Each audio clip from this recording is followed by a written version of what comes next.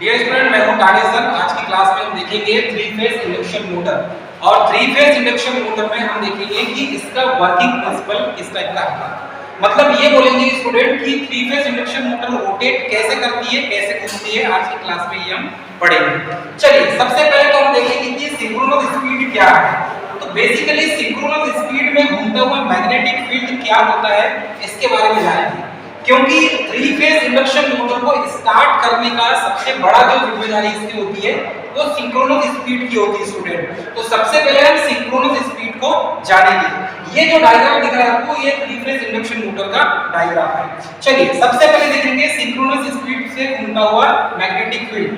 तो सबसे पहले मिनिमम जो रिक्वायरमेंट होता है वो कम से कम दो फेज होना चाहिए हमारे पास थ्री फेज इंडक्शन मोटर को रोटेट करने के लिए।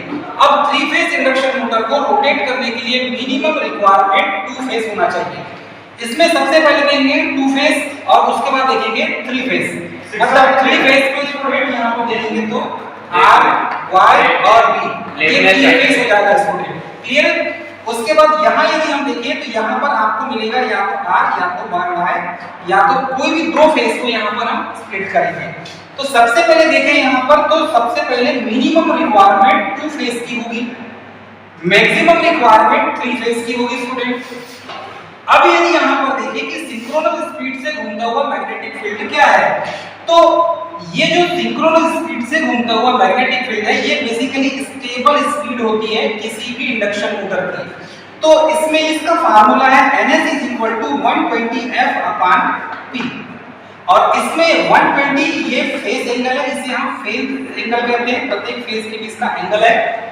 F यहां पर फ्रीक्वेंसी होगी स्टूडेंट, P इसमें नंबर ऑफ पोल होंगे, नंबर ऑफ पोल्स होंगे। इसको इस तरीके से डिफाइन किया गया है।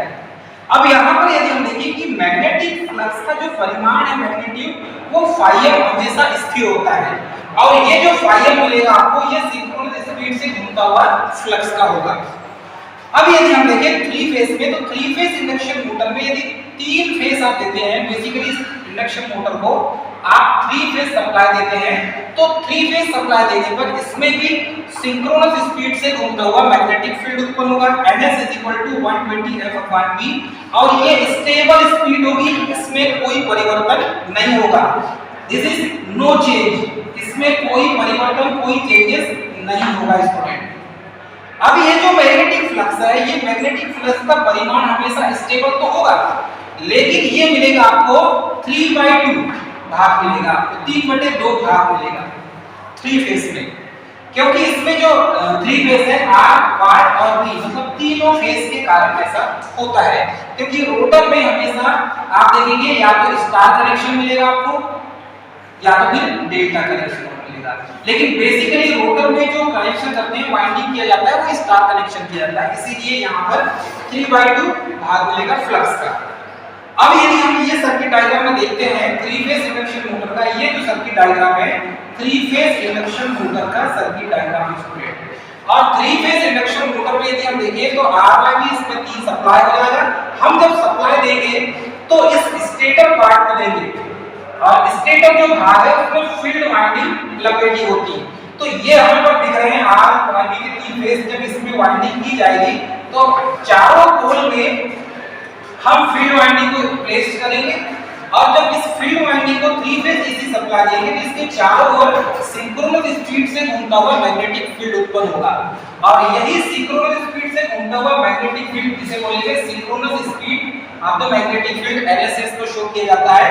और अंदर वाला जो रोटर पार्ट होगा स्टूडेंट, अंदर वाले रोटर पार्ट में इसमें EMF जनरेट होगा।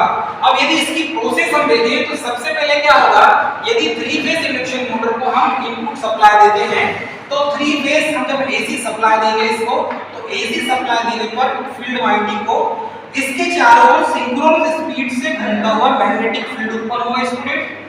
अब यही मैग्नेटिक फील्ड फ्लक्स जो है, ये फ्लक्स के रोटर कंडक्टर को काटता हुआ EMF जनरेट करेगा। तो सबसे पहले फील्ड वाइंडिंग को हमने सप्लाई दिया, और फील्ड वाइंडिंग को सप्लाई देने के बाद रोटर के अंदर फ्लक्स जो है वो रोटर के कंडक्टर को काटेगा, और काटने के बाद उसमें EMF जनरेट होगा। और यही EMF किसमें उत्पन्न होगा स्टूडेंट? रोटर में जनरेट होगा। अब यही जो ईएमएफ है रोटर में जो जनरेट हुआ है, रोटर में जो वाइंडिंग दी जाती है वो आर्मेचर वाइंडिंग होती है बेसिकली। तो आर्मेचर वाइंडिंग में ईएमएफ उत्पन्न होगा। अब ये जो ईएमएफ है लेंज के नियम के अनुसार करंट जिससे उत्पन्न हुई है करंट, और करंट किसके कारण उत्पन्न हुई है स्टूडेंट? फील्ड वाइंडिंग के कारण।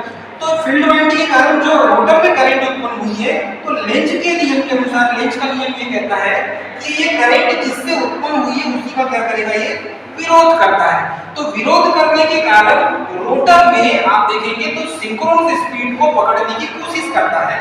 तो यहाँ पर ये जो रोटर है स्टूडेंट, ये रोटर बेसिकली सिंक्रोनस स्पीड को पकड़ने की कोशिश करता है, जिसे ns से शो किया जाता है। ये जो सिंक्रोनस स्पीड है ये होती है स्टेटर की।